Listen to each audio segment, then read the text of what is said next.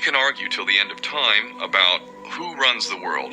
Is it the Jesuits? Is it the reptilians? Is it the Illuminati? Is it the Freemasons? We can go on and on and on and on about this, but I don't think it is reasonable to even begin arguing about the mechanism that is used to exert this control.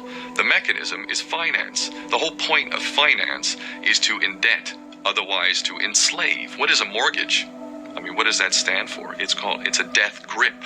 So when you get a mortgage, you have a death grip held over you because you are in debt. You don't even own the house. The bank owns the house that loans you the money to buy the house, unless you're fortunate enough to have all the money to buy it outright. And even then, you can be taxed by the government, and if you fail to keep up with those taxes, the government can then take it from you. The whole system is based on a financial fraud, which effectively takes the power that we have, and it gives it to a tiny group of individuals who are running the world through the control of finance.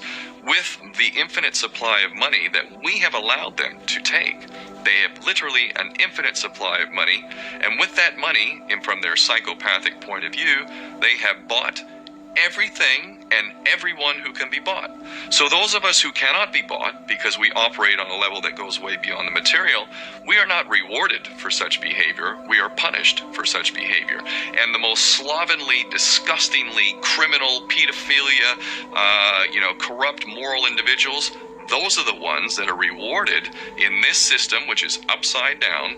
We reward the pedophiles, we reward the corrupt, we reward the liars, we reward the people with no morals at all, and usually we compromise them under this system in terms of maybe a videotape. Maybe Barack Obama is gay. Maybe we have videotape of him having sex with another man, or perhaps some other acts that may be not so popular amongst many of the electorate. Or maybe we have videos of political leaders having sex with little boys or little girls. If I was in charge of the world and I was a psychopath and completely drunk on my own power, you can bet damn sure that's what I would do.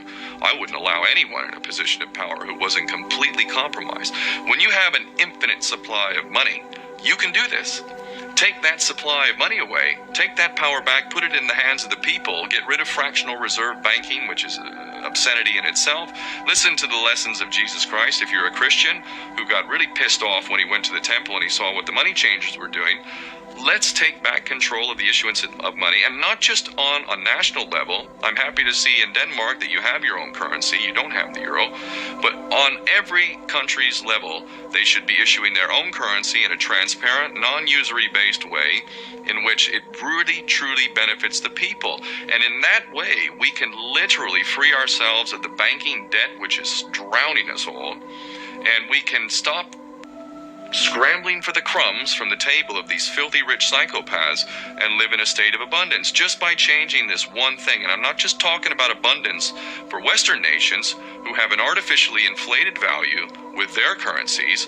We all in the West are guilty of having that reward while the rest of the world is sucking on it. Every nation in the world can use a sensible financial policy to liberate themselves, to have world-class education, infrastructure.